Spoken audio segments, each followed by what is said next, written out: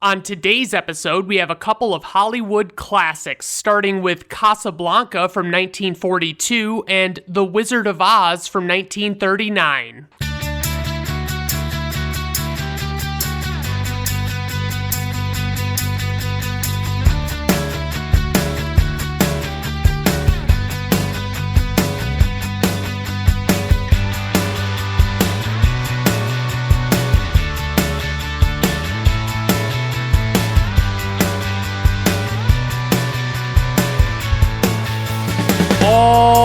Alright everyone, welcome to Brandon at Random Reviews. I am your host, Brandon Griffiths. Thank you for stopping by. I do appreciate it.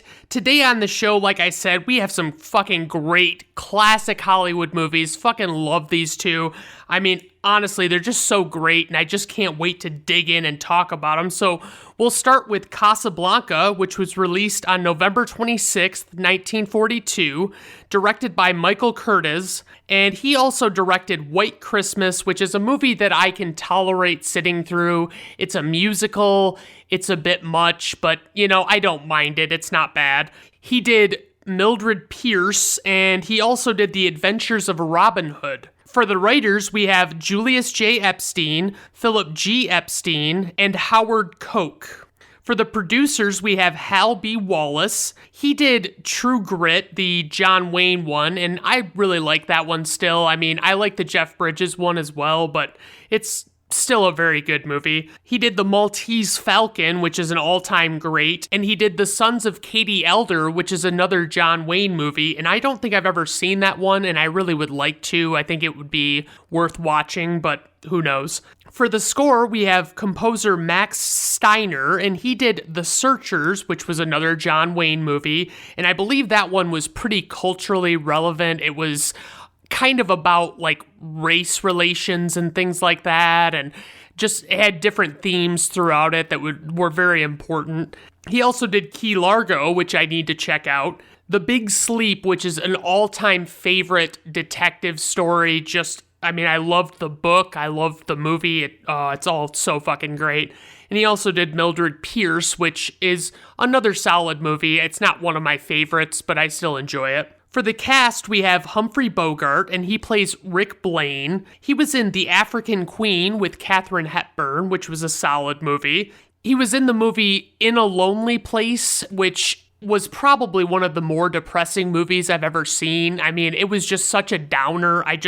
He was in Sabrina, and that had Audrey Hepburn in it, I believe. He was in Key Largo, which I already mentioned I would like to see, and To Have and Have Not, which is another one that's on my list to check out. Then we have Ingrid Bergman, who plays Ilsa Lund, and she was in Gaslight, which is a good suspense movie. She was in Spellbound, which is an Alfred Hitchcock movie, and she was in Autumn Sonata, which is pretty well regarded, but it's also like a foreign language film, so I'm not really sure that I'll check it out anytime soon. Then we have Paul Henry, who plays Victor Laszlo, and he hasn't really been in jack shit, and he was reluctant to take this role for fear of being typecast until he was given top billing with Humphrey Bogart and Ingrid Bergman. Apparently, he didn't get along super well with those two, as he thought Bogart was just a mediocre actor, and Ingrid Bergman actually called Henry a prima donna. So,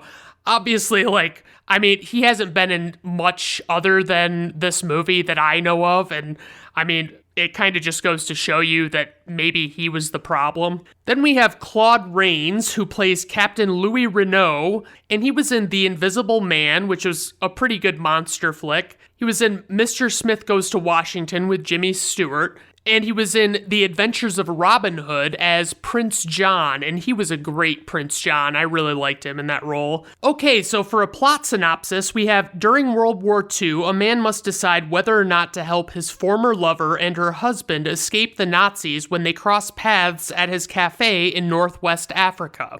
All right, let's dive right into the plot of this movie. So before the movie really starts, we get voiceover explaining that many were looking to escape Europe and were looking toward the Americas when World War II broke out. A refugee trail sprang up, and the last stop was in Casablanca, which is in French Morocco, and they'd have to get these official documents before they'd be allowed to go to Lisbon. So this would be during a time when Germany was occupying France but had not yet fully taken control of its territories. And we find out that 2 German officers carrying official documents were murdered, and the documents were stolen, and multiple suspicious men are wanted by the police, and the suspects are being rounded up or killed. This sequence is pretty wild. They basically set up how ruthless the Germans are about these papers. Major Heinrich Strasser is getting off of a plane and is greeted by Captain Louis Renault. Strasser and Renault discuss suspects and their intentions to go to Rick's Café Américain, which I believe roughly translates to Rick's American Cafe. We see the cafe and it's bustling with people and seems to have a fairly lighthearted atmosphere at first glance, but we see that there are a lot of sad, desperate people who are basically just struggling just to keep waiting for their chance to leave. I spotted this guy in the cafe, and it's the guy that plays Martini in It's a Wonderful Life, and I really like when I do that in old movies where I actually recognize someone because it's just a lot more rare, you know? There are a lot of low-key discussions and deals being made in secret at the cafe, and we see Rick for the first time, and he's smoking a cigarette and playing chess with himself. Like, what a fucking badass. I gotta say, Humphrey Bogart, even in his early roles, he always looked like he was at least 50 years old, and he died fairly young. Peter Lorre plays a character named Ugarte, and he stops Rick and talks to him. And by the way, if you want to know what Peter Lorre looks like, just Google creepiest man ever or something like that, and you'll probably see him. Like, he's legitimately unpleasant to look at. Rick is a cynic and has personal policies about when he drinks, and you can just tell he'd rather not be talking to Ugarte, but it's tough to say if that's his personality or it's just a natural human response to Peter Lorre. Ugarte trusts Rick with holding on to the 2 letters of transit that he intends to sell. Rick points out to Ugarte that the German officers who were killed were said to be carrying letters of transit, and Ugarte just kind of acts like he knows nothing about it. If I were in Rick's shoes here, I'd probably say no, given that it might implicate me in a murder, you know? Like, I mean, why would you want to involve yourself with that? A man offers to hire the piano player Sam for twice the money that Rick's paying him, but Sam declines because he says he's happy there, and he doesn't even have the time to spend the money that he makes. So Sam's obviously pretty fucking loyal to Rick for whatever reason, and Rick goes outside and talks to Renault, and Renault talks to Rick about if he's ever considered leaving Casablanca. Rick kind of evades giving a straight answer to him. He kind of plays it cool at all times and doesn't really like to reveal the cards he's holding. You have to think that Rick wouldn't be happy there, you know? Like, dealing with all of the shit that he has to deal with would not be fun. Renault warns Rick that they intend to arrest a murderer at his cafe that night. He goes on to tell Rick that a man named Victor Laszlo will be around and intends to pay top dollar to get the documents he needs to leave the country. Rick seems impressed by the mention of this Victor Laszlo. Apparently, Victor Laszlo is a renowned fugitive Czech resistance leader, and he's kind of a big deal in the fight against the Germans. It seems like Rick damn near respects the guy, and that's no small thing, honestly. They also talk about the woman Victor Laszlo has with him, and you just know she's gonna be a fucking fox right off the bat. Strasser arrives, and Renault goes to hang out with him in the cafe and tells him that he will soon witness the murderer's arrest. Officers stop Ugarte at the bar and ask him to come with them. Ugarte stalls for a bit and then tries to run, but gets caught after pleading with Rick to hide him. And Rick is then introduced to Strasser by Renault, and they sit down together and talk with Rick for a while, but you can tell that Strasser is driving at something. Strasser doesn't like Laszlo, obviously, because he's the enemy, and he's trying to get a feel for where Rick stands with it all. And Rick obviously doesn't like to play sides in his business. Like, Rick basically has to appease those in power, but he also does a lot of business with these people that are trying to flee the country. Victor and his lady walk in, and Sam at the piano seems on edge when he sees the wife. A man approaches them at their table about buying something, but you know they're kind of talking in code to one another about something else. It's kind of a cool thing they have in this cafe. Everybody seems like they're up to something at all times. Renault comes and interrupts to introduce himself to Victor and his wife. He mentions how super hot Ingrid Bergman is, and we find out that her name is Ilsa. Ilsa mentions that she recognizes Sam, and Renault explains that Sam came with Rick. She asks who this Rick is, and Renault basically explains that if he were gay, he would do Rick, which is basically the highest praise that one comfortable in his sexuality straight man can say about another dude. Sam comes over to talk to Ilsa and says he didn't expect to ever see her again, and Ilsa asks Sam more about Rick, and Sam tries to curb her curiosity with some lies, but she keeps prying. Then Sam basically just tells her to stay away and that she's bad luck to Rick. Ilsa makes Sam sing As Time Goes By, which you can tell he's been avoiding. I'm making her sound kind of domineering, but she's really very kind and just wants to hear the song, and she doesn't see why there'd be a problem with it. When Sam plays it, Rick rushes out to stop him, and he sees Ilsa. So Rick, Ilsa, Victor, and Renault sit for a bit and introduce one another, and there's a lot of tension at the table as Laszlo knows the Germans want him dead, and of course Rick and Ilsa have something going on we don't really know the full story on yet. After everyone leaves for the night, Rick stays up drinking in his loft above the cafe. Sam comes trying to talk Rick out of going into a drunken stupor, and Rick says the classic line, of all the gin joints and all the towns and all the world, she walks into mine. We get a flashback of Rick and Ilsa together in Paris, and they're so happy, running around, doing romantic shit. Like, they're clearly head over heels in love with each other. Rick keeps saying, "Here's looking at you, kid," when he and Ilsa toast. And I gotta be honest, I didn't understand this quote without looking it up, so I googled it, and basically it just means that he's glad she's there, and she looks beautiful, and it's just a very unique way of flirting with her. They have this no questions policy, Rick and Ilsa, that they have trouble sticking to. They seem to have enacted this rule to keep from discussing their pasts. Despite this policy, Ilsa explains to Rick that her husband is dead after he asks her about it.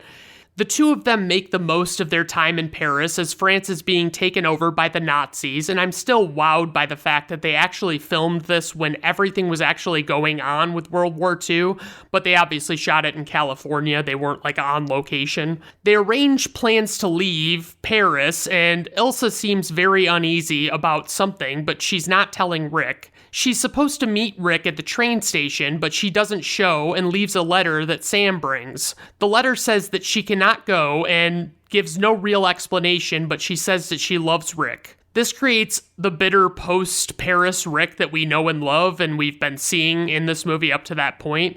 I just can't help but feel like I would have responded the same way after a whirlwind romance with a hottie like that who just left me high and dry like she did. Back in the present, Ilsa comes to see Rick and talk to him. She needed to be way more forthcoming with explaining what happened in this moment. She could have stopped and said, "Rick, I need you to understand that this is why I didn't come with you to leave Paris." But Rick is drunk and pissed off at her, and he asks her about who she left him to be with and all of that. Ilsa tears up and leaves without saying anything, and it's so emotional. At this point, I would say we're feeling a lot more for Rick, and we just don't know what's happening on Ilsa's end. But Ilsa has something to get off her chest, that much is clear in this moment. The next day, Victor and Ilsa come to see Strasser and Renault. Strasser assures that every exit visa requires Renault's signature, and Renault assures them that he won't sign theirs if they get it. Strasser says he will allow them to leave if Victor tells them the names and whereabouts of the leaders of underground movements in several pivotal cities. This is where we find out that Victor spent a year in a concentration camp, and he explains that if they couldn't get him to give up the information in a fucking concentration camp, then he doesn't plan to give it up now. Strasser reveals that Ugarte, who they arrested at Rick's, is now dead, and no one is certain, but they're all pretty sure that Rick has the letters of transit, and this one big-timer guy named Ferrari talks to Rick and suggests he'll give a lucrative deal to whoever has them. But we really get it coming through that Rick doesn't want to sell the papers, or at the very least, he's unsure what to do with them, and may even want to use them for himself. Rick sees Ilsa on the streets, and since he's sobered up, he tells her that he's ready for that explanation she was going to give him while he was drunk. And Ilsa is very cold toward Rick and doesn't really want to explain it anymore. She says that she sees the kind of man that Rick has become and how much he hates her now. But Like, what I don't get is if she realizes what she's done to Rick, wouldn't she feel compelled to tell him what happened even more? To at least give him peace of mind or something? I just love Ingrid Bergman's accent, by the way. It's so fucking great. I'm pretty sure she's Swedish, and you don't really hear that accent much at all these days. I'd really like to. Ilsa makes a remark about Victor having been her husband even when her and Rick were together in Paris, and she leaves it at that and walks away, which it's like, with what we find out later, why would you basically leave Rick with the impression that the romance with Rick was basically just infidelity? Later, Victor tries to convince Ilsa to take an opportunity to go to Lisbon if she gets it, and she won't leave without him, and she knows he wouldn't leave without her. And my question is, were people talking like this and being proper all the time back then, or was it just in the movies? Like, they had a certain way of delivering lines back then, and although I love old movies, I don't really think any of this acting would pass muster today. Anyway, Ferrari reveals to Victor and Ilsa that it is believed that Rick has the papers, which are also called the letters of transit, if I didn't mention that, which I think I did. The Nazis raided Rick's place trying to find the papers to no avail, and that's because Slick Ricky Boy is smarter than some 2-bit fucking Nazis and didn't leave them in just any old place to be found. Strasser questions Renault's loyalties, and Renault basically says that he's a fair weather fan, and I can respect that. A young woman comes to the cafe and tells Rick that she's trying to get her and her husband their letters of transit, but they don't have any money. She said that Renault told them that he will give them the visa even knowing that they are broke, and she wants to know if Rick thinks Renault will keep his word.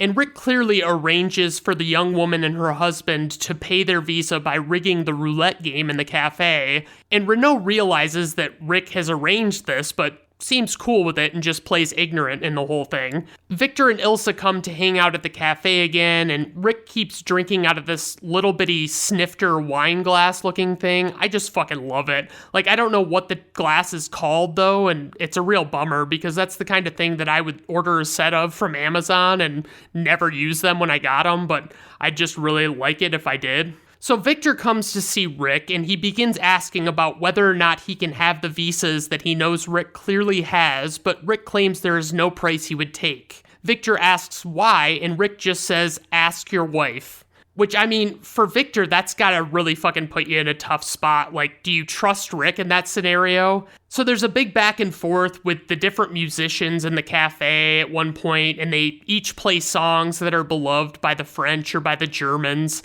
Strasser makes Renault close Rick's down because of the demonstration, and man, I just gotta say, you can't help but hate these piece of shit Nazis. I mean, I'm willing to take the backlash from it. I don't like Nazis, guys. I'm not a fan. Strasser tells Ilsa that he's giving her and her husband the choice of either going to occupied France or they can go to a concentration camp. Later on, Victor presses Ilsa about what happened while she was in Paris, and he even explains that he'd understand if she got lonely. Victor goes out for a bit, and Ilsa goes over to sneak into Rick's and surprise him when he is done for the night. Rick seems pretty fed up with Ilsa since she's not being straight with him, and mind you, he still has every reason to be mad at her at this point, probably more so than initially. She seems very conflicted, as you might imagine, and has a lot on her mind, and it's like, I get it, Ilsa pleads with him to give her the papers, but he won't budge, and he's being incredibly stubborn, which is all we've really known Rick to be in this movie so far.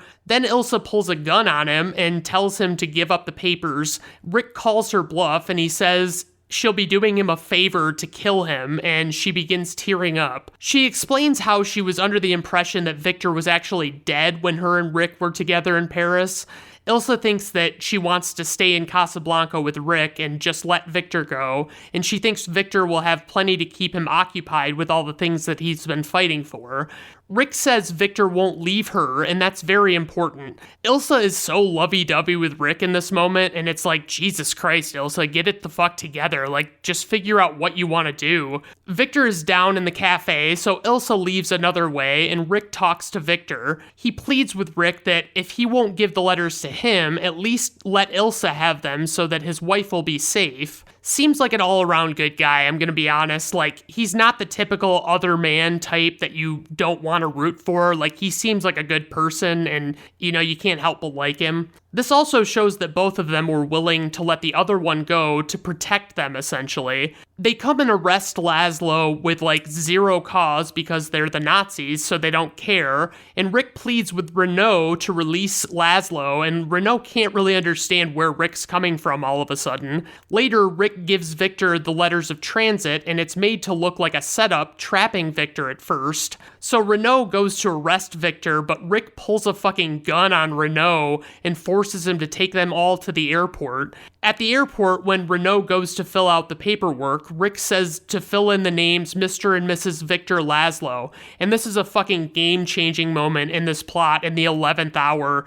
Ilsa clearly didn't realize that Rick would be sending them both. She was, I think, still laboring under the impression that she would stay with Rick in Casablanca. Ilsa asks Rick what the fuck's going on, and Rick explains that it's basically more important that she go and be Victor's love and motivation as opposed to staying in miserable Casablanca. Rick realizes this does not end well for him, as he's doing all this shit that typically gets people killed, but he does it anyway like a fucking pimp. Rick explains to Laszlo what Ilsa tried to do to get him safe passage. Strasser comes to the airport as the Laszlos have already started takeoff, and you feel like Rick is really fucked in this moment, Strasser definitely wanted to keep Laszlo where he was and maybe even kill him, and now he can't even do either. Strasser goes to call backup despite Rick saying not to, and Rick shoots him dead. Renault witnesses the whole thing and simply orders the backup to round up the usual suspects like was done at the beginning of the movie.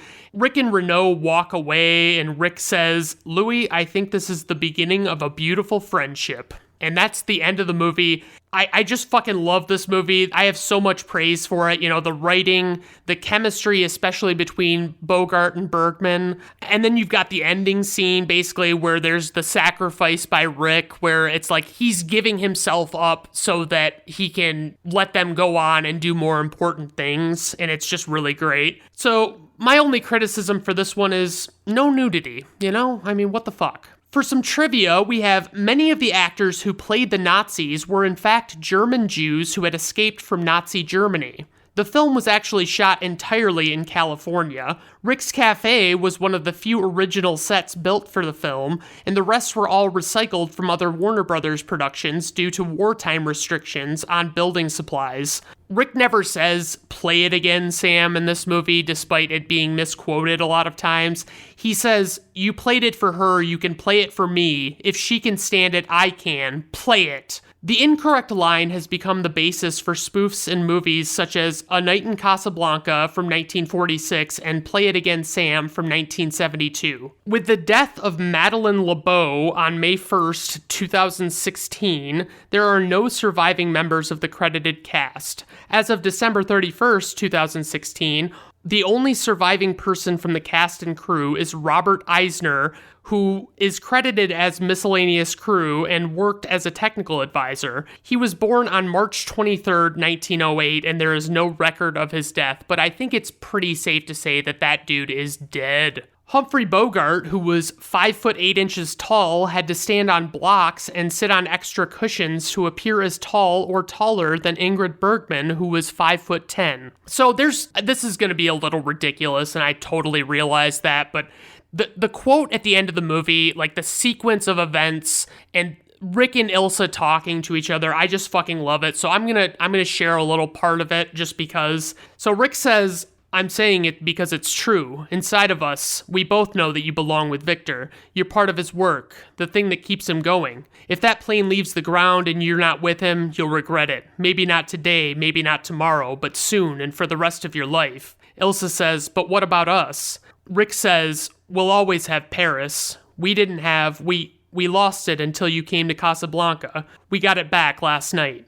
Ilsa says, "When I said I would never leave you," Rick says, "and you never will. But I've got a job to do too. Where I'm going, you can't follow. What I've got to do, you can't be any part of. Ilsa, I'm no good at being noble, but it doesn't take much to see that the problems of three little people don't amount to a hill of beans in this crazy world. Someday you'll understand that." And she starts crying, and he says, Now, here's looking at you, kid." So that's my best dramatic reading that I can do. I'm sorry. I just had to do it. So info and ratings, we have a runtime of 102 minutes, a budget of $950,000, worldwide gross $4.22 million, IMDb rating 8.5, Rotten Tomato Critics score 99%, Rotten Tomato Audience score 95%, personal rating 5 out of 5 stars. This is one of the all-time greats. I mean, you got to give this movie a shot. Honestly, if you're one of those people that doesn't like black and white movies, then I'm sorry. I mean, you're just missing out. So next up, we have The Wizard of Oz, which came out on August 25th, 1939,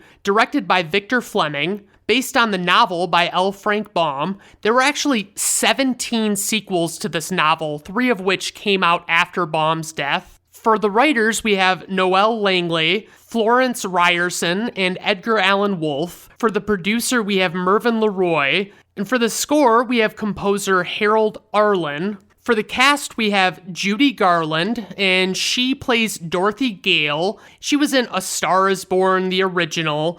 And I read this online. Judy Garland's strict diet while filming The Wizard of Oz consisted of chicken soup, black coffee, and up to 80 cigarettes a day. And she was like 16, 17 when this movie was being made. Fucking crazy. Then we have Frank Morgan, who plays Professor Marvel / the Wizard / a whole bunch of other people. Ray Bolger, who plays Hunk / the Scarecrow. Bert Lahr, who plays Zeke / the Cowardly Lion. Jack Haley, who plays Hickory / the Tin Man. Billy Burke, who plays Glinda the Good Witch. Margaret Hamilton, who plays Miss Gulch / the Wicked Witch of the West. And I honestly like her performance. If I don't mention it, she's fucking amazing in this movie. It's top notch. So a little bit more casting notes. We have Toto was paid $125 a week, and the Munchkins were paid $50 a week. So the dog was paid more than the Munchkins were. But to be fair, I'm not saying it's right or wrong or indifferent. I'm just saying Toto definitely has more screen time than the Munchkins, and I'm not saying that makes it okay. I'm just saying. So the studio, Metro-Goldwyn-Mayer, outbid 20th Century Fox for the movie rights. Fox had wanted Shirley Temple to star in this movie. For a plot synopsis, we have young Dorothy Gale and her dog Toto are swept away by a tornado from their Kansas farm to the magical land of Oz, and they embark on a quest with 3 new friends to see the wizard who can return her to her home and fulfill the others' wishes.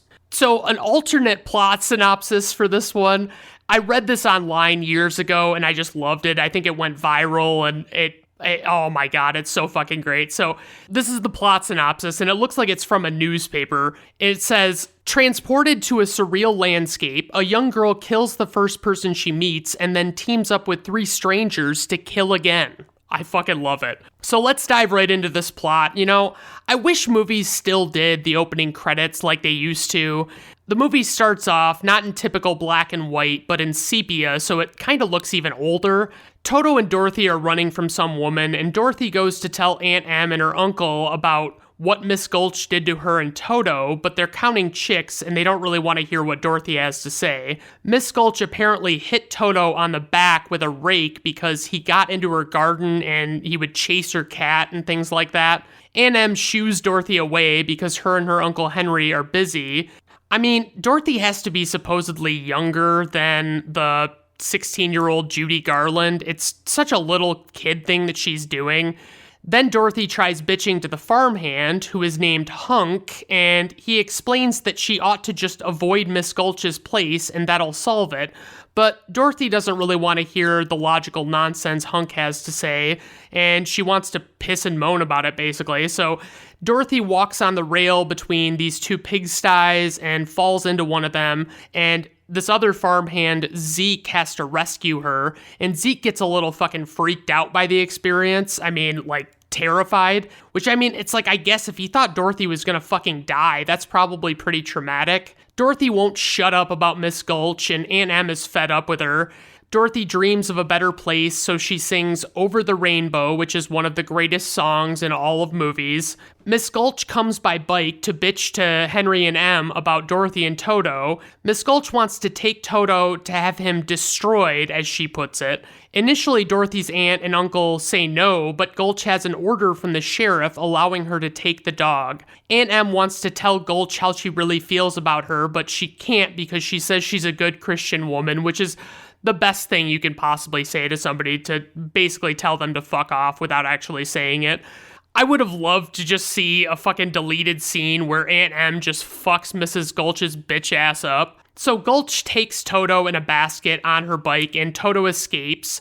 Toto comes back and Dorothy is overjoyed. Dorothy decides they need to run away, and on her travels she runs into a Professor Marvel, who is a real snake oil salesman type. After several guesses, he correctly assumes that Dorothy has run away from home, and it's like, well, yeah, I mean, if you're gonna give him a bunch of guesses, then he should probably be right eventually. Dorothy wants to go with the professor on his journeys, and he sits with her and he puts on a turban and goes to look into his crystal ball. The professor gets a lot of things right when he's seeing visions, but it seems like maybe he's seen it before, so it's not that incredible. He makes it sound like Em is in trouble, so a panicked Dorothy decides to go home. The wind starts to pick up pretty bad and we get a tornado. Honestly, the visual effects of the tornado are really pretty fucking good. It looks kinda real in my opinion.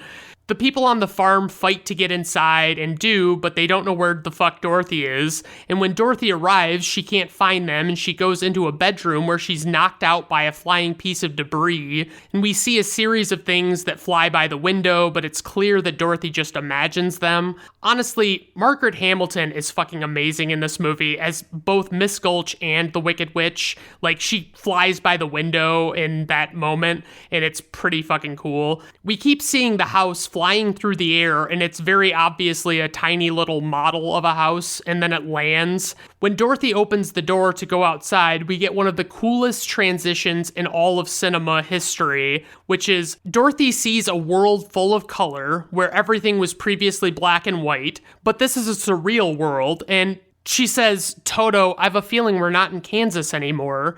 Dorothy now assumes that she is now over the rainbow, and Glinda, the Witch of the North, who is not particularly good looking, even though they kind of act like she is, and has an annoying voice, even though they don't act like she does, arrives by bubble, I guess. She points out that the house that Dorothy was in landed on and subsequently killed the Wicked Witch of the East. The witch's legs are sticking out from under the house. This chain of events freed these little munchkins that were under the evil witch's rule. So the munchkins come out to meet Dorothy, and they start singing a song, and I'm not a huge fan, plus it seems to go on fucking forever, but they tell her that she's in the merry old land of Oz. A horse and carriage come, and Dorothy gets in, and the munchkins are all thanking Dorothy and singing about the witch being dead, and I don't really like the munchkins. Like, it's not the height thing, but the things that they say or how they're made up or what they wear, I don't like any of it. I don't remember that much of this movie, but I was hoping that this shit with the munchkins didn't last much longer. And after a while, the song was still fucking going, and it had been like 4 minutes, and it just felt like an hour. It was, I fucking hated it. Finally, the Wicked Witch of the West shows up and sees what happened to her sister, the other Wicked Witch. Dorothy explains that it was an accident, but the evil witch doesn't really give a shit because people like this witch are really only happy when they're spilling the blood of the innocent. Glinda points out that the Wicked Witch will want her sister's ruby slippers. When the witch goes to get them, they disappear and the legs creepily roll up. And it's funny how much imagery from this movie I still remember after having not seen it in so long. So the witch realizes that the ruby slippers are now magically on Dorothy's feet, and she demands that Dorothy give them up. Glinda says Dorothy should keep them on since they must be powerful, otherwise this witch wouldn't fucking want them, which is a good call, Glinda. The witch vows to get Dorothy and Toto too, and then she vanishes in a cloud of maroon smoke, and the munchkins who scurried away at the sight of the witch show up again. Dorothy wants to go back to Kansas, and Glinda explains that she'll have to go see the Wizard of Oz to make that happen. They tell her just to follow the yellow brick road, and they don't allow her to really ask what to do if something happens to her. They could at least fucking tell her to look for the Emerald City or something. I mean, they're just saying follow the yellow brick road and that's it. I wonder what the estimated distance that she had to walk to get to the wizard in those undoubtedly uncomfortable shoes was. It had to be a long way. The first corner that Dorothy comes to, she meets the Scarecrow, and he is not very fucking helpful giving her directions, and he seems like kind of a total dipshit, if I'm being honest. Dorothy helps the Scarecrow off his pole, and we find out that the Scarecrow has no brain, and he also has a complex about not being able to scare things, since, that's kind of his job. He sings a song about what he would do if he only had a brain, and it's pretty catchy. Maybe they'll use that melody to introduce the inherent flaws in some of the other characters later. The Scarecrow's straw keeps falling out, and he just, stuffs it back in, which, by the way, this shit keeps fucking happening to the Scarecrow all the time in this movie, and I would think that it'd be the equivalent of, losing your small intestines, but he just seems largely unfazed by it. The Scarecrow decides to go with Dorothy to see the wizard to get home. She warns him about the witch, but he doesn't really give a shit. Hopefully, the witch doesn't figure out what a big weakness fire is for him. Then maybe he wouldn't talk so much shit. Dorothy stops at a tree, and the tree fights back when she goes to grab an apple off of it, and it's pretty cool. It's like a guy in a costume, but it's really well done. I really like the costumes in this movie. The Scarecrow talks some more shit, and they run away, and then they run into the Tin Man, and they have to oil him to get him moving and talking normal. The Tin Man explains that he rusted in the rain while chopping a tree, and, I feel like you should have better awareness about the weather forecast if you know a little bit of water will fuck you over like this. He goes on to mention that he has no heart, so naturally he has to sing about what he'd do if he only had a heart, with the same melody as Scarecrow's song. One thing I will say, and maybe this is obvious, but there's a very gay energy coming off of the Tin Man at all times. Not that there's anything wrong with that, I'm just saying very gay energy. So the Tin Man dances around for a little longer than he needs to, way fucking longer than he needs to, and Dorothy suggests that the Tin Man come with her and the Scarecrow to see the wizard, and she assures him that the wizard could give him a heart, and it's kind of like, Dorothy, you really don't fucking know what this wizard is up to giving people, but alright. Then the witch shows up and sees the two men have been helping Dorothy, and she is mad displeased about it. Honestly, did they just animate effects right onto the fucking film? Because they're pretty fucking decent by 1939 standards. The witch throws a fireball and it catches Scarecrow on fire and they have to put it out. And it's I'm not saying I would do poor Scarecrow dirty or nothing, but if I'm the witch in this scenario, I'm conjuring a hailstorm of fireballs and just putting him out of commission. The witch disappears, and the three of them agree that no matter what, they'll get Dorothy to where she's going. We get a lot of matte painting backdrops that are pretty fucking cool to look at. They travel through the woods and sing about being afraid to see lions and tigers and bears, and so here comes the Cowardly Lion being very threatening at first. He goes after Toto, and naturally with Dorothy being very protective of Toto, she smacks the lion on the nose for it. The lion shrivels up like the punk bitch he is when this happens, and he's crying shamelessly and openly to the three of them, and it's come on, dude, have some fucking self-respect. I mean, something. They convince the lion to come with them to Oz.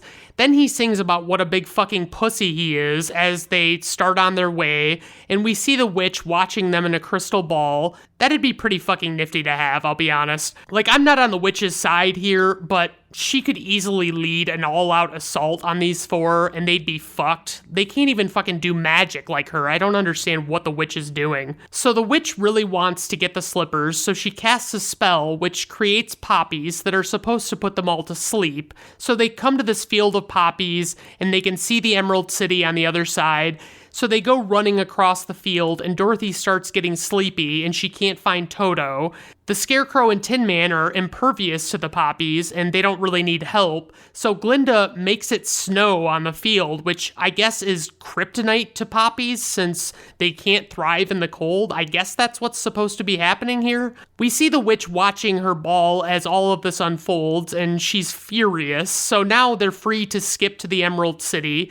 and the witch says she's going to the Emerald City, presumably to stop them. So our gang comes to the gates of the Emerald City, and a man insists that they knock instead of ringing a bell before he'll give them the time of day, which is like total horse shit. They tell him that they want to see the wizard, and they're allowed in because of Dorothy's ruby slippers, and we get more singing and dancing as they're riding a carriage with a horse that changes colors. It's hilarious because I read that they colored these horses with different kinds of jello, but they had to be quick because they were going fucking nuts trying to lick it off of themselves. Honestly, if I could go to a world where this story didn't exist and I tried explaining it, people would legitimately think I was on psychedelic drugs. So our friends are all getting made over and they're still fucking singing through it all. Like the Scarecrow is getting stuffed and the Tin Man's getting buffed and the Lion's getting a permanent. Then the witch comes and she takes a good half hour writing "Surrender Dorothy" in the sky in smoke instead of throwing a shit ton of fireballs down or something and just killing Dorothy.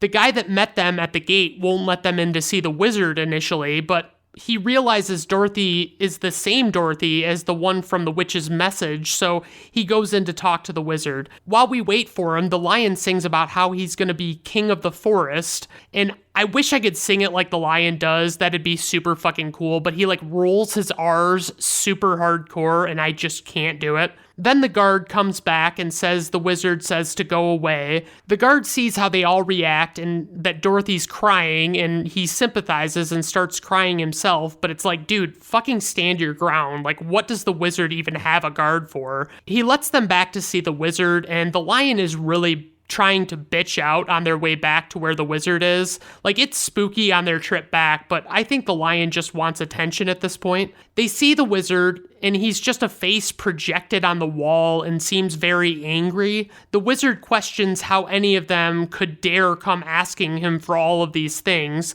and all I could think is like, slow your fucking roll, dude. You're not better than them. They can ask you for stuff. He says that he will grant their wishes if they bring him the Wicked Witch's broomstick. So they have to go kill the witch, which requires them to go through the haunted forest. As they go, the Wicked Witch is using the crystal ball to see what they're doing and also uses it to fuck with them, but she doesn't make as much of her opportunities as she could, honestly. So she sends these flying monkeys to attack, and they carry Dorothy and Toto away to the witch's castle. And my question is, if she's had these flying monkeys all along, why hasn't she carried this attack out sooner? So the monkeys tore Scarecrow apart, so now the others have to put him back together, and the witch threatens to kill Toto so that Dorothy will give up the slippers, and Dorothy agrees to give them up, but the witch realizes that she can't get the slippers unless Dorothy dies. So naturally, the witch pulls out a knife and fucking guts Dorothy like a fish. Just kidding, this is kind of a children's movie. Toto runs away, and the monkeys are going after him, and the witch turns over a giant hourglass and says that's how long Dorothy has to live, but like, why do we need this countdown, witch? Do it now. So the witch runs away for some reason, and Dorothy starts bawling, and Annie M comes up in the crystal ball, and it's like a black magic Skype or FaceTime or something, but it doesn't last. The gang finds Toto, and they're nearing the witch's castle, and as the guys are scoping out the joint, 3 guards come down and attack them, but the guys beat them in an unseen fight behind a bunch of rocks, and the guys put on the guard costumes, and they sneak into the castle. So they break through the door and break out Dorothy, but the witch stops them as they try and leave, and they drop a candelabra on the guards and make a break for it, which was a pretty fucking smooth move. Luckily, they were standing right by the candelabra rope. The witch chases after them with the remaining guards, and the witch gets them cornered, and we as the viewers are like, oh shit, this witch is finally gonna fucking do it. She lights her broom with a torch and sets Scarecrow on fire again, and small fires are actually pretty easy to put out when you just smother them, but that's not what they do. Dorothy takes a pail of water and throws it on it, and it puts out the Scarecrow, but it also splashes on the witch. The water causes the witch to melt, and the witch is a little dramatic about the whole thing, and actually I just realized that the M. Night Shyamalan movie Signs owes this movie a writing credit. Anyway, I don't really understand how the water killing the witch is, like, actually supposed to work, or what it even means. Like, does it have deeper meaning than just water kills her? I don't know. The monkeys all praise Dorothy for killing the evil witch, and my question is, did she have the monkeys under a spell or what? Also, do they not know about the water thing? Like, one of them could have organized an uprising, and that's all I'm saying. Like, they could have just taken her out. So they immediately come back to bring the broom to the wizard, and the wizard gives them some bullshit about needing to mull their wishes over and says they should come back tomorrow, and they insist that he keep his promise. Toto runs over and tugs at a curtain, revealing a man who is running a smoke and mirrors type thing with the wizard's projection. They confront the man, since he's the one that's really running the show, and he says that he can't really give them what they've asked for, so they all jump him and steal his valuables. But seriously, he gives the scarecrow a diploma for thinkology, which is fucking nothing. He gives the lion some bullshit medal for the Legion of Courage. What the fuck is that? And he gives Tin Man a Flavor Flav heart clock that ticks, and it's like, what is that? But with Dorothy, he says that he'll actually take her right back to Kansas himself, and they're gonna go by hot air balloon, the most efficient method of travel. Toto escapes the balloon basket, and Dorothy goes out to get him, and the wizard flies away in the balloon, which is ridiculous because the ropes were still well within reach, and they could have just tied the balloon basket back down and waited a fucking minute, but they didn't do that. So Dorothy is devastated that she missed her chance to go home, and Glinda shows up to save the day, but it's also kind of the worst thing ever. So she says that Dorothy always had the power to go back, and it's like, what? And Scarecrow asks why she didn't tell her that before, which is a fair fucking question, Glinda. Glinda gives this answer that Dorothy wouldn't have believed her, and that she had to learn a lesson herself. And Dorothy explains what she learned, and it's like she basically has to look to solve her problems by not looking further than in her own backyard. So Glinda has her say there's no place like home while tapping her slippers together, and she goes back to Kansas. No one believes her about her dream, and that's okay, because it's kind of ridiculous. But I can't help but think that Miss Gulch will be back for Toto very soon, right? Like, she still has that thing from the sheriff saying that she can destroy the dog. You know, just something to think about. So anyway, praise for that movie. Some of the songs and score are pretty solid. The costumes are amazing. I really like them. The scenery, especially the fake stuff, the matte paintings and all that stuff are great. And for criticism, I would say I hated the Munchkins and some of the shittier songs like the ones the Munchkins sing. For trivia, we have many of the Wicked Witch of the West scenes were either trimmed or deleted entirely, as Margaret Hamilton's performance was thought to be too frightening for audiences. Go Margaret Hamilton, I fucking love it. She was really good in this fucking movie.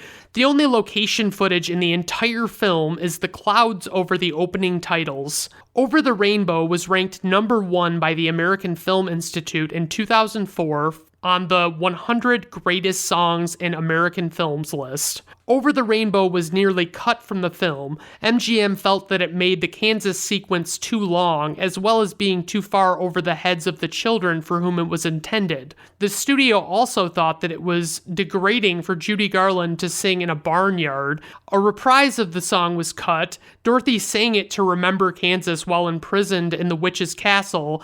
Garland began to cry along with the crew because the song was so fucking sad. The tornado was a 35-foot-long muslin stocking spun around among miniatures of a Kansas farm and fields in a dusty atmosphere. In the famous poppy field scene in which Dorothy and the Cowardly Lion fell asleep, the snow used in those camera shots was made from 100% industrial-grade chrysotile asbestos, despite the fact that the health hazards of asbestos had been known for several years. In the song If I Only Had a Heart, the girl who says, "Wherefore art thou, Romeo?" is Adriana Caselotti, the voice of Snow White in Snow White and the Seven Dwarfs from 1937. She was also paid $1,000 for her only line in the film. The movie's line, "Pay no attention to that man behind the curtain," was voted the number 24 of the 100 greatest movie lines by Premiere in 2007. There's No Place Like Home was voted number 11 in the same.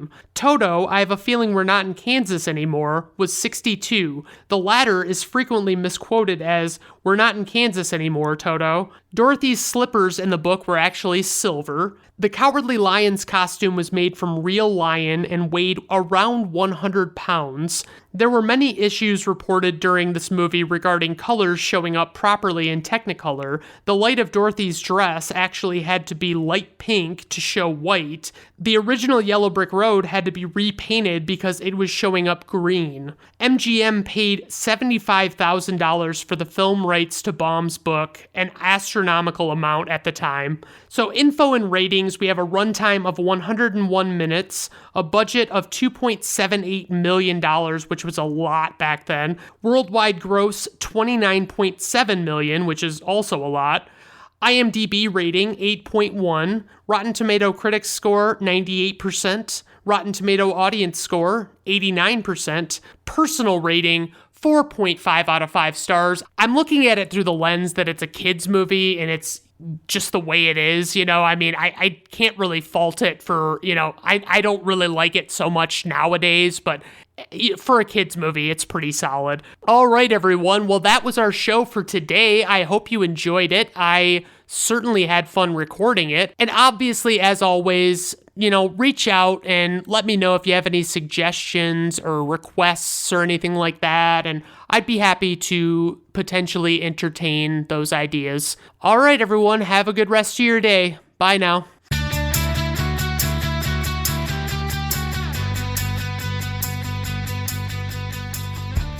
Brandon at Random Reviews is performed, written, directed, produced, and edited by Brandon Griffiths. Theme music is performed by Augusto Diniz from Fiverr.